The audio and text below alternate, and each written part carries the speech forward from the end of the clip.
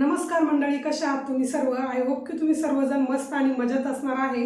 गेले बरेच व्हिडिओ खाली आपल्या कमेंट्स येतात की तुम्ही मशीन नेमकी कोणत्या डायरेक्शनला ठेवली किंवा तुम्ही जिथे शिवणकाम करता ती रूम तुम्ही कशी अरेंज केली यावरती एक व्हिडिओ घेऊन या. सो चला, आजच्या व्हिडिओमध्ये मी तेच तुमच्याबरोबर शेअर करणार आहे. व्हिडिओ सुरू करण्यापूर्वी मला तुम्हाला एक गोष्ट सांगायची आहे. जिथे मी राहते तर ह्या 1 BHK फ्लॅट आहे आणि रेंटेड आहे. ज्या रूममध्ये मी शिवणकाम करते तो आमचा हॉल आहे आणि लिमिटेड स्पेस असल्यामुळे जसं मला मॅनेज होईल तशा सर्व गोष्टी मी ठेवलेल्या आहेत आणि संपूर्ण जो काही हॉल आहे तो माझ्या शिवणकामासाठीच मी युटिलाइज करते. तो कशा पद्धतीने मी गोष्टी ठेवलेल्या आहेत आणि कशा मी यूज करते, मशीन कोणत्या डायरेक्शनला आहे हे आजच्या व्हिडिओमध्ये तुम्हाला पाहायला भेटणार आहे. त्यासोबत तुम्हाला काही जनरल आयडियासुद्धा येतील की बुटीक चालू करण्याची काहीही गरज नाही. तुमच्याकडे जर स्पेशियस रूम असेल तर तुम्ही तिथे सुद्धा शिवणकाम करू शकता.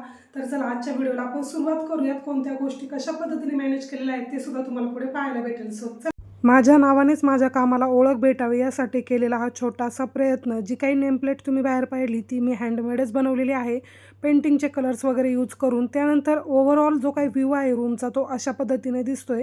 बाकी डिटेल्समध्ये आपण पुढे पाहूयात. सुरुवातीला रूममध्ये एंट्री केल्यानंतर जो काही रूमचा संपूर्ण व्ह्यू होता तो सुरुवातीला मी शेअर केला, जेणेकरून की एक जनरल आयडिया तुम्हाला येईल.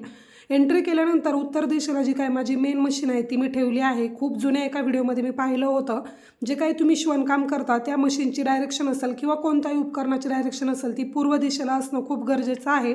या गोष्टीवरती आता माझा तर काही विश्वास नाही, पण आपण म्हणतो ना, एक ह्युमन बिंग म्हणून आपण त्या गोष्टी जर फॉलो केल्या तर कधी आपल्या त्या गोष्टीचा फायदा होईल हे आपल्याला सुद्धा कळत नाही.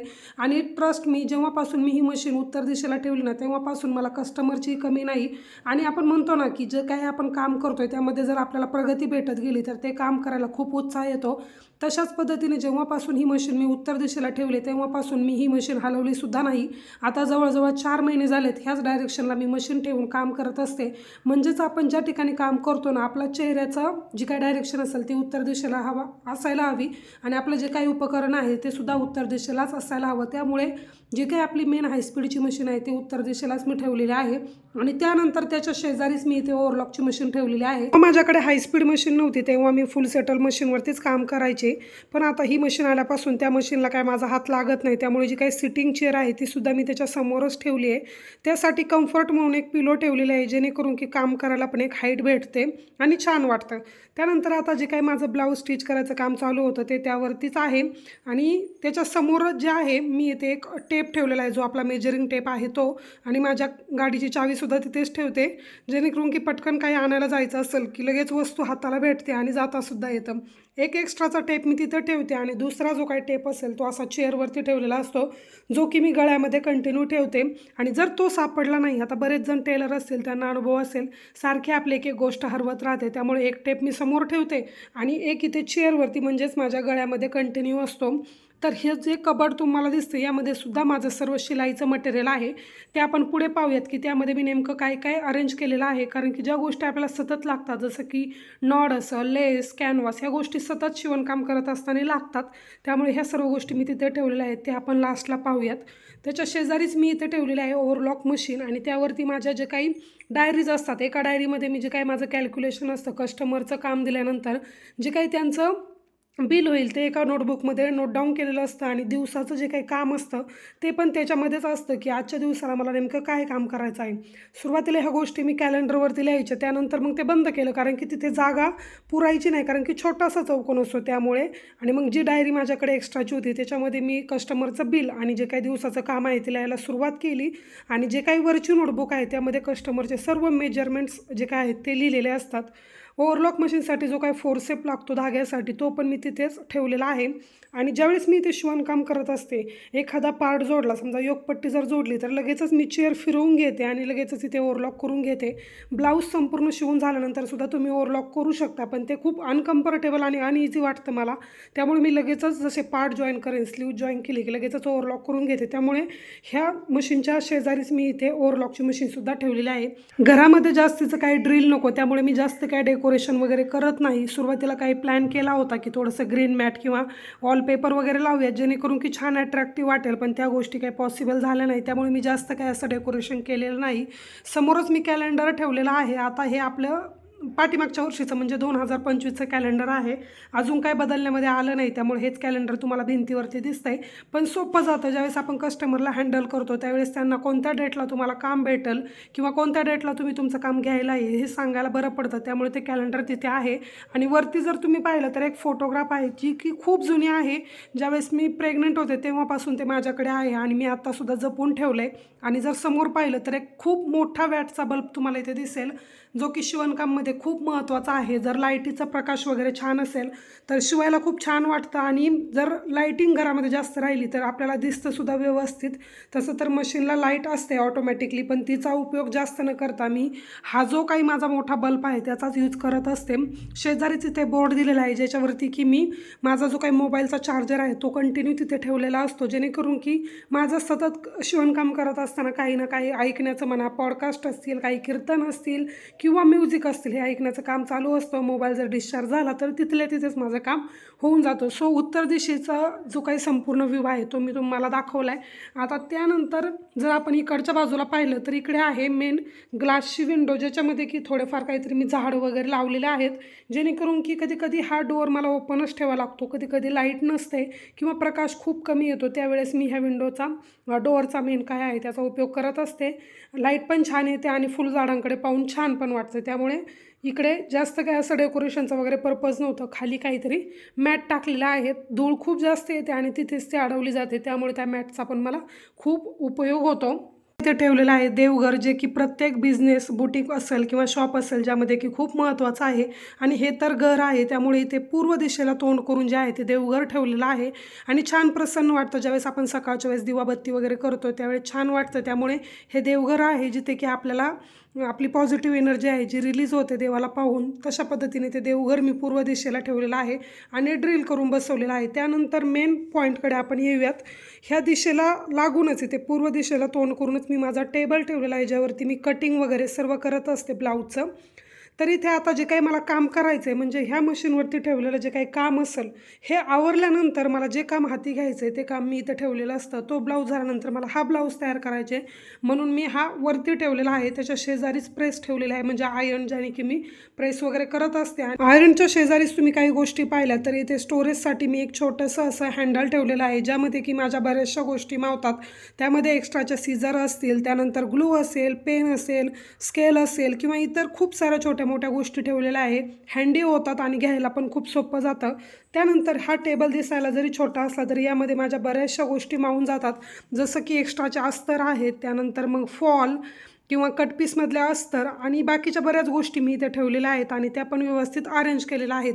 त्यानंतर आता येऊयात आपण टेबलमध्ये ठेवलेल्या स्टोरेजकडे. टेबलमध्ये ज्या काही गोष्टी तुम्हाला दिसत आहेत त्यामध्ये जे काही एक्स्ट्राचं फॅब्रिक वगैरे असेल, म्हणजे ज्यांना की आता अर्जंट काम नाही पाहिजे, ड्रेस मटेरियल असतील किंवा कशाची वन पीस बनवायचे असतील तर ते मी खालच्या सेक्शनमध्ये इथं ठेवलेलं आहे.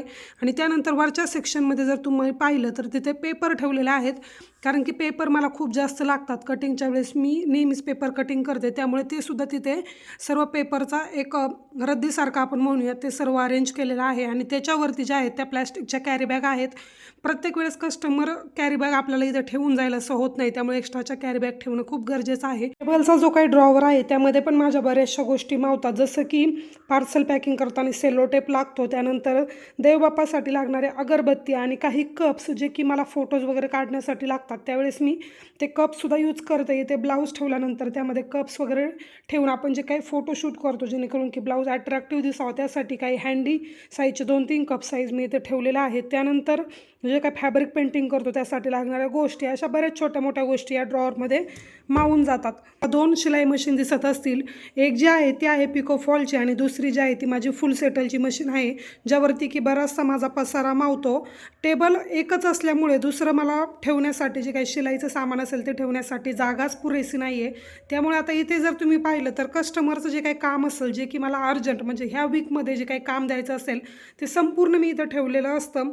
आणि ही ज्या कॅरी बॅग दिसत आहेत त्यामधलं काम मला जे जे कंप्लीट करायचे त्याचं नियोजन मी ऑलरेडी केलेलं असतं, जेणेकरून की मला ते काम पटकन होईल. आणि त्याच्या खालच्या साईडला जर तुम्ही पाहिलं तर ज्यांचं काम मला अजिबातच अर्जंट नाही, ज्यांचं की 15 दिवसांनी 1 महिन्याने द्यायचं आहे, त्यांचं काम इथे खालच्या 2 कॅरी बॅगमध्ये ठेवलेलं आहे. साईडला जे काही एक्स्ट्राचे अस्तर असतील, म्हणजे ब्लाऊज पीस कट केल्यानंतर फॉर एक्झाम्पल 1 मीटर अस्तर मी आणलो आणलेलं असेल आणि त्यामध्ये फक्त 70 सेंटीमीटरच कस्टमरला यूज झालं, तर उरलेलं जे काय अस्तरचे मोठे मोठे तुकडे असतील ते त्या 2 कॅरीबॅगमध्ये ठेवलेले आहेत. शेजारचा बॉक्स जो आहे तो ओव्हरलॉक मशीनचा आहे, त्यामध्ये माझे जे काही पेपर कटिंग असतील म्हणजे माझे रेग्युलरचे कस्टमर ज्यांचं की सतत ब्लाऊज असतात त्यांचे पेपर कटिंग मी ह्या बॉक्समध्ये ठेवलेले आहेत. आणि शेजारी जे आहे ती आहे पिकोफॉलची मशीन, ज्यावरती की तुम्हाला बरेच सारे ब्लाऊज दिसत असतील जे की मी 2 दिवसामध्ये स्टिच केलेले असतील, ज्यांना की मला हुक हातशिलेसाठी बाहेर द्यायचे असतील ते सर्व ब्लाऊज मी ह्या मशीनवरती ठेवते. जेव्हा पिकोफॉलची वेळ असेल त्यावेळेस ही मशीन मी इथे सरकवून घेते, कारण त्याला मोटर असल्यामुळे स्विच बोर्डचा मला यूज होतो. त्यामुळे ह्या डायरेक्शनला मी फिरवून इथे पिकोफॉल करून घेते आणि त्यावरती जो काही बोर्ड दिसतोय तो मला यूज होतो पिकोफॉलसाठी. जर एखाद्या वेळेस त्या ताईंनी मला अर्जंट नाही हातशिलाई करून दिली तर माझी मलाच करावी लागते. त्यामुळे मी कधी कधी आपली जी काही हायस्पीडची मशीन आहे त्यावरती बसून करते, अदरवाईज मग ह्या बोर्डचा यूज करून करत असते. तो माझा स्टडी टेबल आहे जो की सध्या तरी तुटलेला आहे, पण अशा पद्धतीने मी त्याचा वापर करून घेते. ही जी काही ऑल आहे त्यावरती मी मेन लावलेला आहे ते म्हणजे वॉच, ज्याचा की मला खूप जास्त उपयोग होतो. दिवसाला आपण किती वेळा घड्याळाकडे पाहतो हे सुद्धा आपल्या लक्षात येत नाही, त्यामुळे घड्याळ ह्याच बाजूला मी ठेवलेला आहे. खालच्या बाजूला इथे एक कॅरीबॅग तुम्हाला दिसत असेल. दिवसामध्ये जे काही काम झाले त्यामधून निघणारे जे काही कात्रणं असतील त्या बॅगमध्ये मी टाकते. ती बॅग भरल्यानंतर मग जी काही माझी मोठी बॅग असेल त्यामध्ये नेऊन टाकते. अदरवाईज ही बॅग इथे कंटिन्यू असते. जे काही कात्रण होतील ते तिथे ठेवले जातात. आणि शेजारी त्याच्या आहे ट्रायपॉड. इथे एक चेअर ठेवलेली आहे जेणेकरून की कस्टमर आल्यानंतर कधी जर त्यांना बसावंसं वाटलं किंवा पटकन काम देऊन जर त्यांना जायचं असेल तर जातात सुद्धा. अदरवाईज थोड्याफार गप्पा चप्पा मारायच्या असतील तर बसतात, नाहीतर ही मॅट जी आहे त्यावरती जर 2-3 कस्टमर सोबत असतील तर बसून घेतात. अशा पद्धतीने जो काही संपूर्ण हॉलचा लुक आहे तर माझा बुटीकप्रमाणेच आलेला आहे. ह्या हॉलला आपल्याला करायचा आहे एक वॉलपेपर आणि त्यानंतर जो काही लोगो असेल माझा स्टिचिंगचा तो पण मला करायचा आहे. लेट्स सी त्या गोष्टी कधी एक्झिक्यूट होतात, ज्यावेळेस होईल त्यावेळेस तुम्हाला पाहायला भेटेलच. अशा पद्धतीने एक सिम्पल लुक मी तुम्हाला परत देऊन देते की कशा पद्धतीने इथे अरेंजमेंट केलेली आहे. या सर्व गोष्टींसोबत एक छोटीशी गोष्ट तुम्हाला दाखवायची राहून गेली होती, ती म्हणजे हे कबड जे की माझ्या खूप जास्त कामामध्ये येतं आणि खूप साऱ्या छोट्या मोठ्या गोष्टी इथे सुद्धा मी ठेवते. जसं की वरच्या 2 बॉक्समध्ये आरीवर्कचं मटेरियल आहे, शेजारीच त्याच्या मी कॅनव्हास ठेवत असते. त्याच्या खाली जर तुम्ही पाहिलं तर नॉट, लेस, धागे किंवा जे काही पायपिंगचे कापड वगैरे असेल, हुक्स असतील, बटन्स असतील किंवा छोट्या छोट्या लेसचे तुकडे असतील जे की मला यूजमध्ये येत नाही, असं खूप साऱ्या गोष्टी मी इथे ठेवलेल्या आहेत. आणि जर एक्स्ट्राचा मटेरियल जर मला काही वाटलं की नाही हे वरती अजिबात छान दिसत नाही त्यावेळेस मी इथे कबडमध्ये ठेवून देत असते.